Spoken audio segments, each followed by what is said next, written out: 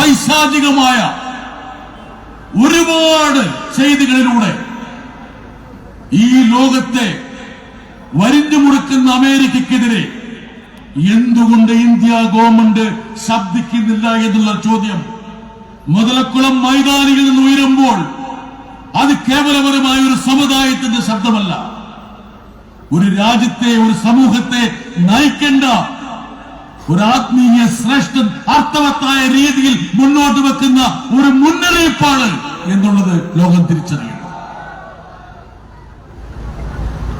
ഒരു പൊതുപ്രവർത്തന എന്ന നിലയിൽ, ഒരു പാർലമെന്റ് അംഗമെന്ന നിലയിൽ ഇന്ത്യയിൽ എന്താണ് സംഭവിക്കുന്നത് എന്ന് നേരിട്ട് കാണാനുള്ള ഭാഗ്യമോ നിർഭാഗ്യമോ ഉള്ള ഒരു വ്യക്തിയാണ്. ഒരുപക്ഷെ കേരളത്തിലെ മാധ്യമങ്ങൾ റിപ്പോർട്ട് ചെയ്യാൻ പോയ ചില കാര്യങ്ങളുണ്ട്. കഴിഞ്ഞ ദിവസം ബറേലിയിൽ, ഉത്തർപ്രദേശിലെ ബറേലിയിൽ ഒരു നഴ്സിംഗ് വിദ്യാർത്ഥിനി തന്റെ ജന്മദിനം ആഘോഷിക്കാൻ വേണ്ടി സഹപാഠികളെ ഒരു കഫേയിലേക്ക് ക്ഷണിച്ചു. ഒരു നഴ്സിംഗ് വിദ്യാർത്ഥിനി.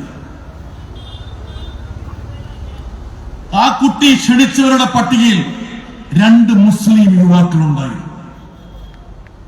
ഒരു ഹിന്ദു പെൺകുട്ടി തന്റെ ജന്മദിനം ആഘോഷിക്കാൻ വേണ്ടി വിളിച്ചവരിൽ 2 മുസ്ലിം ചെറുപ്പക്കാർ ഉണ്ടെന്ന ഒരു കാരണത്താൽ വർഗീയ തിമിരം പൂണ്ട കാബാലികർ ആ കഫയിലേക്ക് ഇരച്ചു കയറി ആ കഫയെ അടിച്ചു തകർത്തു.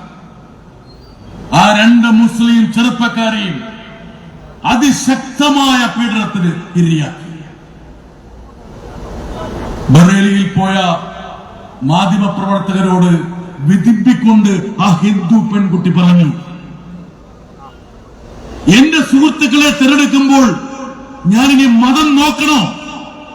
ആ പ്രാകൃതമായ, പ്രാചീനമായ ആ കാലഘട്ടത്തിലേക്ക് ഈ ആധുനിക യുഗത്തിൽ നമ്മൾ മടങ്ങേണ്ടി വരുമോ എന്ന പെൺകുട്ടി വിധിപ്പിക്കൊണ്ട് മാധ്യമപ്രവർത്തകരോട് ചോദിച്ചു.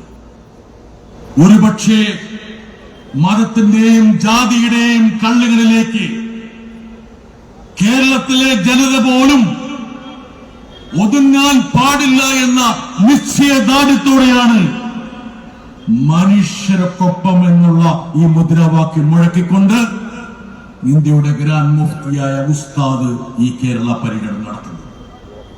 അതിനർത്ഥം കേരളം തീർത്തും സുരക്ഷിതമാണെന്നല്ല. വർഗീയതയുടെ വിഭജനത്തിന്റെ ഒരുപാട് പരുന്തുകൾ നമ്മുടെ അന്തരീക്ഷത്തിൽ റാഗിപ്പറക്കുന്നുണ്ട്. നമ്മൾ നെഞ്ചോട് ചേർത്ത് പിടിക്കുന്ന സാഹോദര്യത്തിന്റെ, മതമൈത്രിയുടെ മൂല്യങ്ങളെ സംരക്ഷിക്കണമെങ്കിൽ ഉസ്താദിനെ പോലുള്ള ആൾക്കാർ മുമ്പോട്ട് വെക്കുന്ന മുദ്രാവാക്യങ്ങൾക്ക് പതാകയേന്താൻ ഇനിയും 10,000 ഈ സംസ്ഥാനത്ത് വേണമെന്നുള്ളത് നിങ്ങളെ ഓർമ്മിപ്പിക്കുകയാണ്. കഴിഞ്ഞ ദിവസം റായ്പൂരിൽ, ഇതുവരെ പക്ഷേ കേരളത്തിലെ മാധ്യമങ്ങൾ റിപ്പോർട്ട് ചെയ്യാത്തൊരു കാര്യമാണ്. ഇവിടെ മാധ്യമപ്രവർത്തകർ ഇരിക്കുന്നുണ്ട്, അതുകൊണ്ട് അവരും കൂടെ കേൾക്കാൻ വേണ്ടി പറയുകയാണ്. ക്രിസ്മസ് ദിവസം ഛത്തീസ്ഗഡിൽ ക്രിസ്മസ് ദേവാലയങ്ങളും ക്രിസ്മസ് പാപ്പയും നക്ഷത്രങ്ങളൊക്കെ അടിച്ചു തകർക്കപ്പെട്ടു. ഏതാനും പേരെ പേരിന് റായ്പൂരിലെ ജയിലിലാണ്. അവര് ജയിലിൽ നിന്ന് ഇറങ്ങിയപ്പോൾ കഴിഞ്ഞ ദിവസം ജബൽപൂരിൽ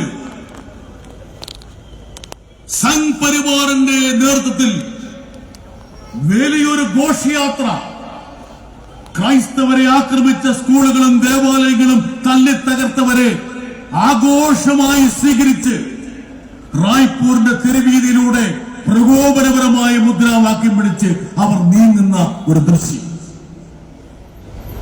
അവർ വിളിച്ച ഒരു മുദ്രാവാക്യത്തോടൊപ്പം ഒരു കീർത്തനവും ഉണ്ടായിരുന്നു.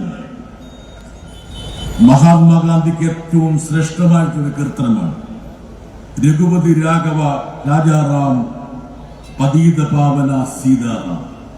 രാമനെ സ്തുതിക്കുന്ന ഒരു കീർത്തനമാണ്. പക്ഷേ ഈ കീർത്തനത്തിൽ ഒരു വരി കൂടി മഹാത്മാഗാന്ധി സ്വാതന്ത്ര്യ പ്രക്ഷോഭകാലത്ത് എഴുതി ചേർത്തിരുന്നു. ഈശ്വർ അല്ലാ തേരാ നാം സബ്കോ സന്മതി ദോ ഭഗവാൻ. ഈശ്വരനും അള്ളയും ഒക്കെ ഒന്നാണ്. ഏവർക്കും